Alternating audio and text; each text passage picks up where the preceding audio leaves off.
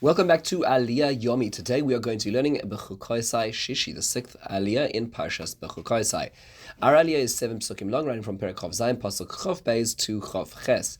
The main topic of our Aliyah is the stei achuza, the bought field. Let's take a look at it and try to understand what's going on.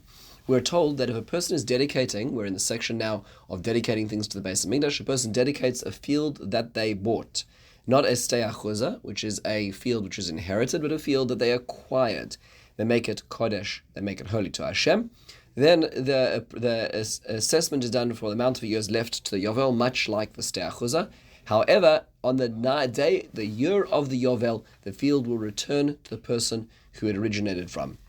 We then hear a few other details in the Aliyah, that the shekel HaKodesh, the holy shekel, which is being used in this parasha for all the redemptions, is now being set, and it's the one that is Esrim Geira Yeh shekel. It's the one that is at the Esrim Geira. Remember, there were different shekels, different amounts throughout history, so the Torah is describing what the shekel actually is. It's giving us the objective standard.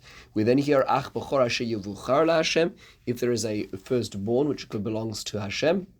And then among the animals, you cannot make it hekdesh, you cannot make that firstborn holy. That's because it already is holy, it belongs to the Kohanim, so you can't double dip your deductions by giving that to the Beis Hamikdash. If it is a behemoth tamei, if it's an impure animal, ufoda be'erkecha, it is redeemed based on its value with an extra fifth added as well. And finally, at the end of the Aliyah, we hear about this notion called cherem, kol cherem asher yachrim eish laHashem. If a person will make a cherem for everything that belongs to them, me adam ubehema mistei achuzasai, from whether it be your property, whether it be your animals, whether it be even somebody in your household, lo yimacher, it cannot be sold, lo yigoel, it cannot be redeemed. It is kodesh kol Hashem laHashem, it is always holy to Hashem. So let's just take a look at some of the basic ideas to appreciate over here. Number one is, what is the difference between a stei achuza and a stei mikna? The previous Aliyah talked about the ancestral homeland which is being dedicated. In our Aliyah, we talk about the stei mikna, the one which one bought, which one donated to Hashem. Rashi points out that it's very simple. If I buy a field from somebody else and then I dedicate it to hekdesh, truth be told, I don't really own that property for perpetuity, because I only own it to the Yovel. So I'm only dedicating it till the Yovel. And that means to say the redemption process is the same. So if I choose to redeem it, it's the same value as the valuations were given in the previous Aliyah, based on the number of years left to Yovel and the amount of barley it could produce per acreage.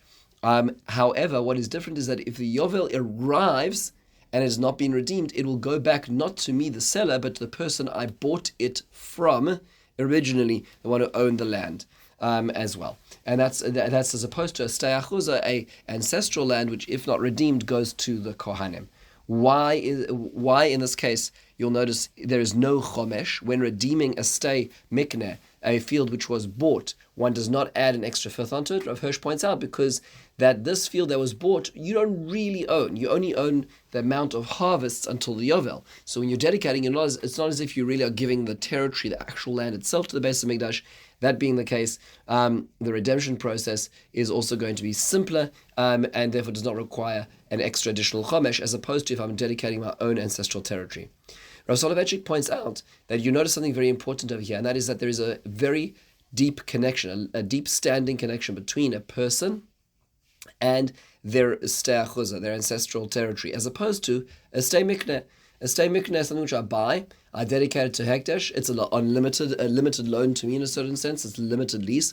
I give it to hekdesh. It's not really as if I gave it to hekdesh fully, so there's no extra chomesh added on. There's no redemption fifth added on. It's not. It will return to the original owner after 50 years. It really isn't a full dedication. Why? The reason is because it was never really mine, and I don't really have so much of a connection to it.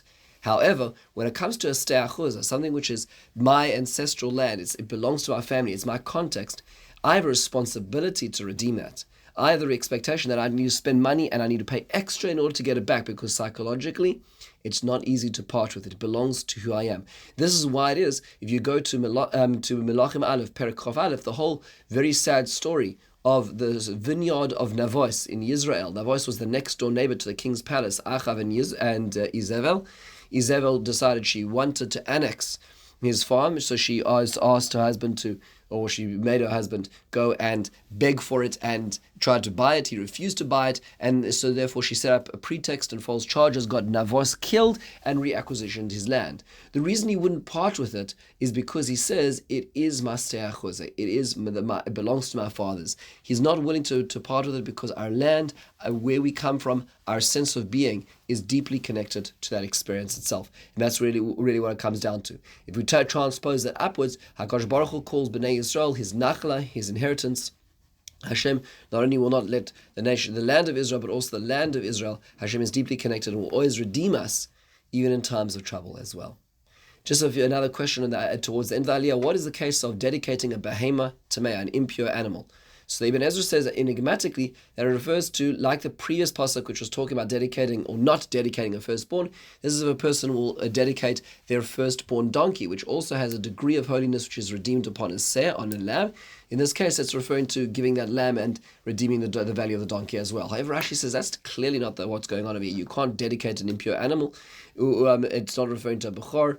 It's referring to just regularly. If a person owns a giraffe and they say this giraffe belongs to the Beis Hamikdash, the Beis Hamikdash can't, shecht or perhaps a giraffe might be a bad example, but perhaps let's say a person has an elephant or a rhinoceros and they say, I'm going to dedicate this to the Beis Hamikdash. Obviously, the Beis Hamikdash has no interest in those types of animals, but the value is what is important. So the Kohen will make an assessment, and that value will be what goes to the Beis Hamikdash, and that's what's been described over here. Finally, Aliyah concludes with the notion of this cherem business. What does a cherem do? Where does it go to? What does it mean? So Rashi explains a cherem is another type of dedication to the holy. However, it's slightly different in the sense that there are different types of charamim. One type of cherem goes to the Beis Hamikdash fund, the Beit HaKabayis. The other goes to the Kohanim and actually belongs to the Kohanim. Which is the default, Rashi says, is a machlokes in the Sifra and in the Gemara in Erchin Daf Chav Ches, as to which is the default. So if a person says, this animal is a cherem, does he mean to say that he's giving it to the Beis Hamikdash by default, and has to explain that it's the Kohanim as the exception, or is it going to the Kohanim as the default, and is the Beis Hamikdash as the exception case? That's a matter of debate, and that will affect the way that we read these psukim as to what cherem we are talking about over here. In the next aliyah, we'll talk about some of the other ramifications of cherem as the concept is expanded in greater detail. With this, we conclude the aliyah. In the meantime, have a wonderful and meaningful day.